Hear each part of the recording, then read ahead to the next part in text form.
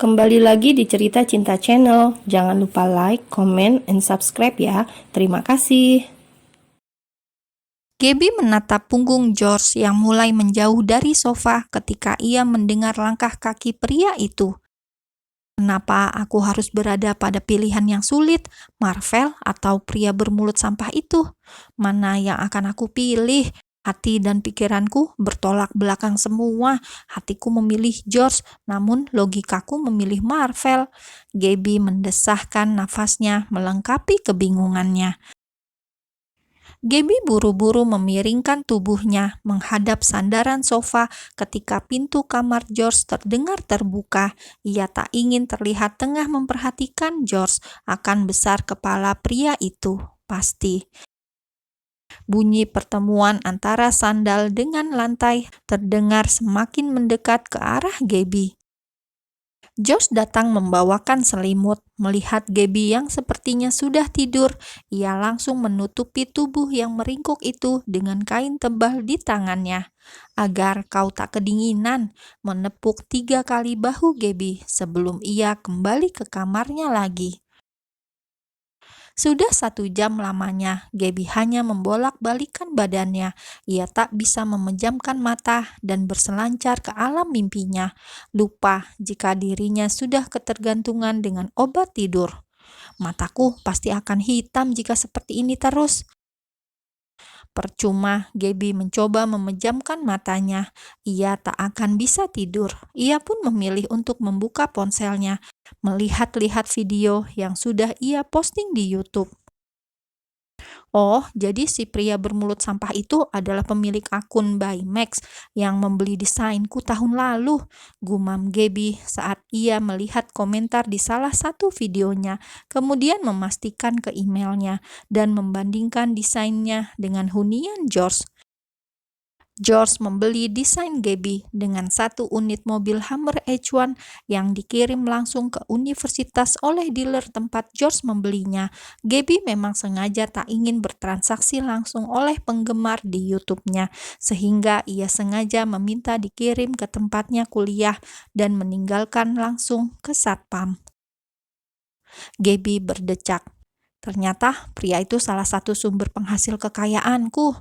Gaby terkekeh. Ternyata selama ini George begitu mengaguminya sebagai seorang arsitek, bukan seorang wanita. Miris. George sedari tadi tak memejamkan matanya. Ia terus mengamati layar televisi yang menempel di dinding kamarnya, menampilkan rekaman CCTV yang berada di ruang tamunya. 1 jam lamanya, George hanya memandangi apa saja yang dilakukan oleh Gaby. Apa dia selalu sulit tidur? Gumam George. Ia mengingat kembali ketika tak sengaja menabrak Gaby di Bali dan melihat wanita itu membeli obat tidur. Tanpa banyak kata lagi, George bangkit dari ranjangnya. Ia merasa kasihan dengan Gaby yang tak juga bisa mengistirahatkan mata dan pikirannya. Pria itu keluar kamar, melihat ke arah sofa, menyunggingkan sebelah bibirnya ketika Gaby langsung berpura-pura tidur lagi saat mendengar suara pintunya. George menuju ke ruang kerjanya, mencari-cari obat yang mungkin saja ia pernah membeli obat tidur. Beruntungnya ia memiliki itu. Ternyata ia pernah mengkonsumsinya ketika terlalu banyak pikiran dan membuatnya kesulitan untuk terlelap. Kakinya segera diayunkan kembali. Kali ini ia menuju dapur untuk mengambil air minum. Langsung ke sofa, mendekati Gaby setelah obat tidur dan air mineral berada di kedua tangannya. "Minumlah, aku tahu kau belum tidur," ujar George. Ia meletakkan sesuatu di tangannya ke meja, lalu mendudukkan dirinya di lantai samping sofa di mana Gaby tidur.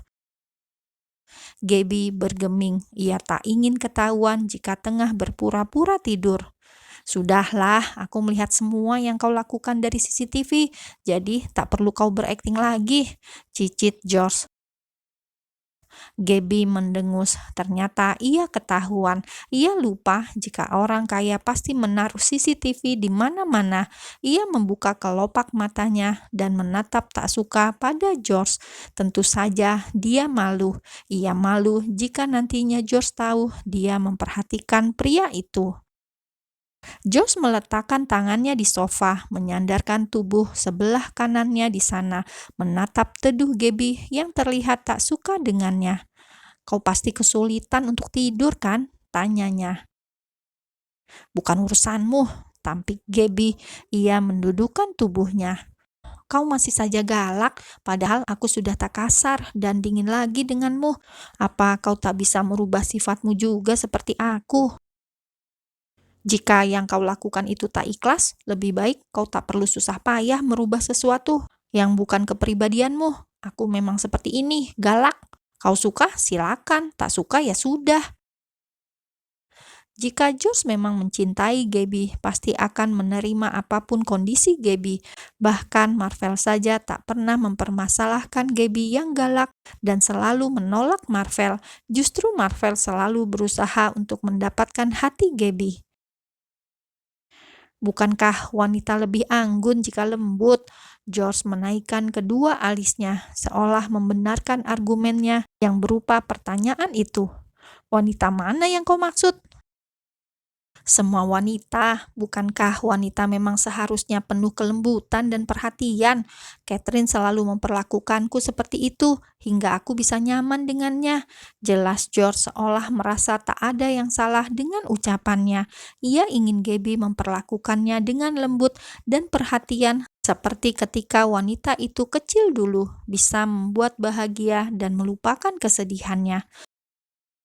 Gaby menghela nafasnya kasar. "Kau masih memikirkan wanita itu, tapi kau mencoba mendekatiku," gumamnya dalam hati. "Aku bukanlah bagian dari semua wanita yang kau sebutkan, dan aku bukanlah Catherine. Aku Gaby Gabriella," ucap Gaby penuh penekanan. Ia ingin menanamkan pada George bahwa dirinya berbeda dari wanita lain. "Jika kau masih memikirkan mantanmu bernama Catherine itu, maka kejarlah dia. Untuk apa kau membuang-buang waktumu untuk mendekatiku? Sia-sia. Sungguh, aku membenci ketika berbicara dengan pria bermulut sampah ini. Hanya membuatku sakit hati saja." George memperhatikan Gaby yang memalingkan wajah, enggan menatap dia. Ia mendengar hembusan nafas yang memburu dari wanita itu, seperti seseorang yang sedang menahan emosi. "Kau marah?" tanya George mencoba mencondongkan wajahnya untuk melihat Gaby. Pertanyaan macam apa itu? Mana ada wanita yang mau dibanding-bandingkan dengan wanita lain? Ingin sekali Gaby menyumpal mulut George agar diam. Gaby menggigit bibir wawahnya. Sekuat tenaga, ia tak ingin menanggapi George. Ia tak ingin berdebat dan akan berakhir dengan sakit hati lagi jika berbicara dengan pria itu. Tangannya mencengkram pinggiran sofa.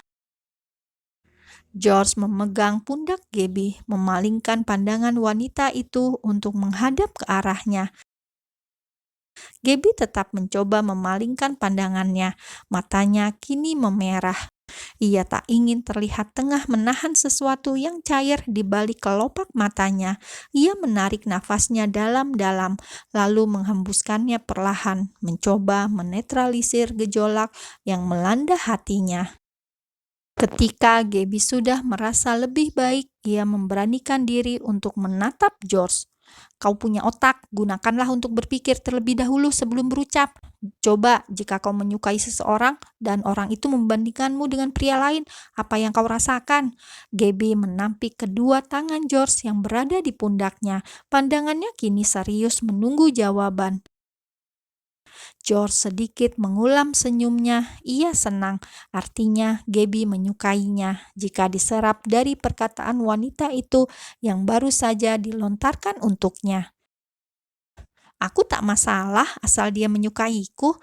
Mungkin dia hanya ingin aku merubah sifat seperti orang yang dia bandingkan itu," balas George. Ia tahu pasti Gaby sedang mempermasalahkan ucapannya yang membandingkan Gaby dengan Catherine. Ia ingin Gaby paham dengan maksudnya. Tangan Gabby mengepal erat, menggigit lagi bibir bawahnya. Ia sudah tahu jika berbicara dengan George selalu akan berakhir dengan jawaban yang membuat hatinya tak enak. Bibir Gabby hingga membentuk huruf O ketika mengeluarkan karbon dioksida dari sana. Menahan mulutnya agar tak menanggapi George lagi. Cukup, sudah cukup, hatinya sakit.